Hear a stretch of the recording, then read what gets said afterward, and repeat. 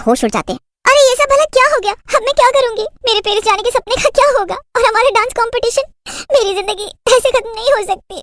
नीना की चुड़ैल वहीं बैठकर जोर जोर से रोने लगती है। फिर वो देखती है कि उसकी कार के पास एक दूसरी कार आकर रुकती है और उसमें से चिंकी निकल कर आती है। बड़े आए थे कंपटीशन जीतने वाले और पेरिस जाने वाले, अब मजा आएगा ना। अच्छा हुआ मैंने इनकी गाड़ी के ब्रेक पहले ही फेल करवा दिए। नीना नाम की एक लड़की एक शहर में रहा करती थी। बचपन से उसका बस एक ही सपना था और वो था विदेश घूमने जाना। वो अक्सर अपने पापा से कहती थी, पापा मुझे ना पेरिस घूमने जाना है। आपको पता है वहाँ पर एफिल टावर है और वो बहुत खूबसूरत है। अच्छा बेटा, पर अगर तुम्हें सच में वहाँ जाना है तो तुम्हें बहुत मेहनत करनी पड़ेगी और अच्छे से पढ़ना पड़ेगा। हाँ हाँ पापा जरूर, मैं ये सब करने को तैयार हूँ। ऐसे ही समय बीत जाता है और नीना बड़ी हो जाती है। नीना को पढ़ाई लिखाई करने के बाद एक अच्छी जॉब भी मिल जाती है और वो नौकरी करने लगती है। सब कुछ एकदम परफेक्ट था। बस एक कमी थी, नीना हमेशा अपने ही ख्यालों में डूबी रहती थी। एक दिन नीना का बचपन का फ्रेंड और उसका कलीग आरुष नीना के पास आता है। अरे नीना, क्या तुम हमेशा अपने ख्यालों में खोई रहती हो? क्या तुम्हें कोई बात परेशान कर रही है? वो मैं कुछ सोच रही थी पर मैं ये तुम्हें नहीं बता सकती आरुष। अरे आखिर ऐसा क्या है जो तुम मुझे नहीं बता सकती नीना? वो आरुष देखो ना, मैंने हमेशा अच्छे से पढ़ाई लिखाई की और मुझे इतनी अच्छी जॉब भी मिल गई, पर अभी भी मुझे एक कमी महसूस होती है।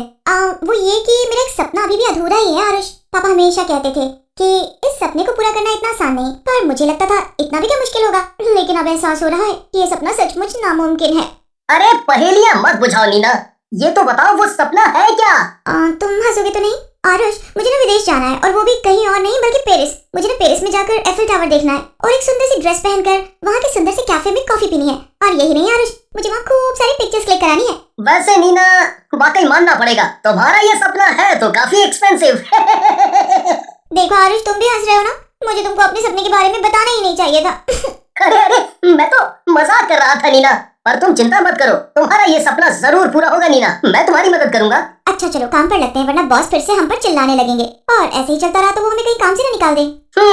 पता नहीं क्यों बॉस बात बात पे हम पे भड़कते रहते हैं और आए दिन हमें काम से निकालने की धमकी देते हैं। चलो चलते हैं। दोनों ऑफिस में अपने अपने कामों में लग जाते हैं। ऐसे ही और समय बीत जाता है और एक दिन आरुष नीना के पास दौड़ते हुए आता है। नीना नीना नीना, मेरे पास तुम्हारे लिए एक बहुत अच्छी खबर है जिसे सुनकर तुम खुशी से फूली नहीं समाओगी। सचमुच। अच्छा और वो क्या है आरुष? नीना शायद हम सच में पेरिस जा सकते हैं। ये देखो। अरे ये तो किसी कपल डांस कंपटीशन का पोस्टर है, पर इससे हमारे पेरिस जाने का क्या संबंध आरुष? नीना उस पोस्टर को ध्यान से पढ़ती है और हैरान हो जाती है। अरे ये डांस कंपटीशन तो हमारे ऑफिस के ऑडिटोरियम में होने वाला है और इसमें जीतने वाले कपल को मिलेगा फर्स्ट प्राइज में पेरिस जाने का मौका। वाओ आरुष, क्या सच में? हाँ नीना सच में, अगर हम इस कंपटीशन में जीत गए तो हमें पेरिस जाने का मौका मिलेगा, वो भी फ्लाइट से और एकदम मुफ्त। मुझे तो यकीन ही नहीं हो रहा आरुष, पर आरुष मुझे डांस तो नहीं आता। चिंता मत करो नीना, इस कंपटीशन में डांस सीखने के लिए मैं एक बहुत अच्छे डांस टीचर को बुलाऊंगा। जब वो हमें ट्रेनिंग देगा तो हम जरूर फर्स्ट आएंगे। फिर क्या था, दोनों जोर शोर से कंपटीशन की तैयारी करने लगते हैं। ऑफिस के बाकी लोग भी कंपटीशन की तैयारी कर रहे थे और उन्हीं में से दो थे, चिंकी और मिंटू। उन दोनों को नैना और आरुष से जलन हो रही थी क्योंकि नैना आरुष की ट्रेनिंग की वजह से उनके जीतने के चांसेस सबसे कम थे।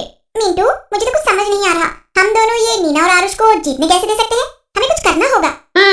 तुम सही कह रही हो चिंकी, हमें डांस की और ज्यादा प्रैक्टिस करनी चाहिए। हे भगवान, मैं क्या करूं तुम्हारा? छोड़ो मैं खुद ही कर लूंगी, मुझे जो करना है। देखो मिंटू, सीधे रास्ते में चलकर कभी भी किसी को कुछ हासिल नहीं हुआ, हमें उंगली टेढ़ी करनी पड़ेगी।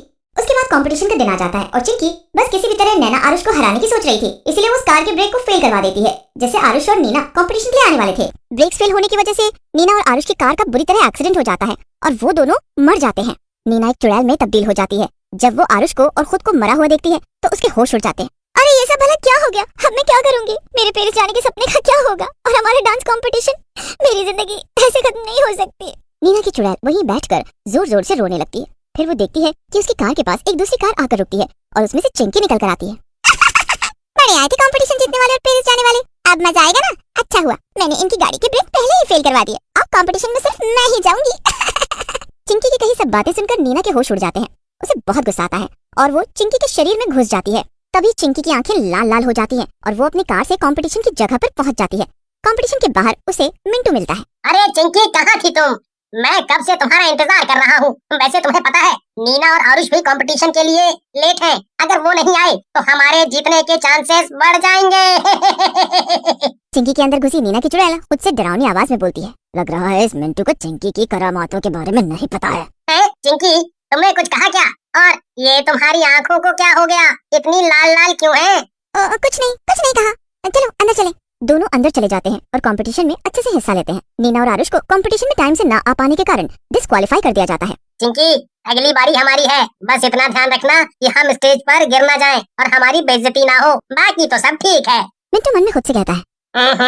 एक तो ये चिंकी पता नहीं क्यों चुड़ैलों जैसी हरकतें करती रहती है। मैं भी कहाँ इसके चक्कर में फंस गया। मुझे तो नीना जैसी सुंदर लड़की की टीम में होना चाहिए था। तभी स्टेज पर मिंटू और चिंकी का नाम बुलाया जाता है। चिंकी के अंदर नीना की आत्मा होने की वजह से वो दोनों बहुत अच्छा डांस करते हैं और प्रतियोगिता जीत भी जाते हैं। और आज के हमारे वो विनर जिन्हें मिलेगा पेरिस जाने का मौका, वो है मिंटू और चिंकी। मिंटू को भी यकीन ही नहीं होता। अरे आज ये सब क्या हो रहा है?